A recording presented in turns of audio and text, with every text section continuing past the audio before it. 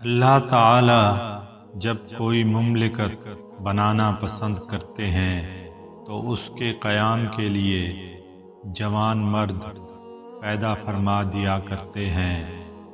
بے شک شرفاء کی تعداد ہمیشہ قلیل ہوتی ہے۔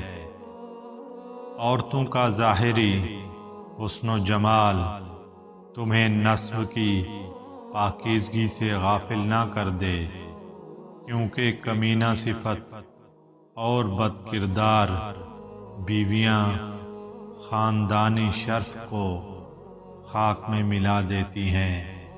میں نے اپنی اولاد پر ان کی پیدائش سے بھی پہلے احسان کیا تھا کہ ان کے لیے ایسی پاک دامن مائیں چنی ہیں جن کی وجہ سے انہیں کوئی گالی نہیں دے سکتا۔ انسان میں اس کی حسین آواز کے علاوہ اور کوئی چیز خوبصورت نہیں۔ بے موقع احسان کرنا ظلم ہے۔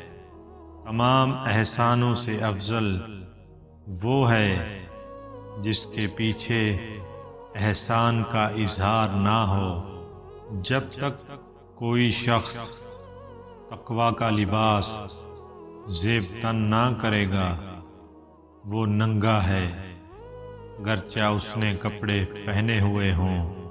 اگر تو کسی شریف آدمی کی عزت کرے گا تو وہ مدت العمر ممنون رہے گا، اور اگر تو کسی کمینہ فطرت آدمی کی عزت کرے گا تو وہ اور زیادہ سرکش ہو جائے گا۔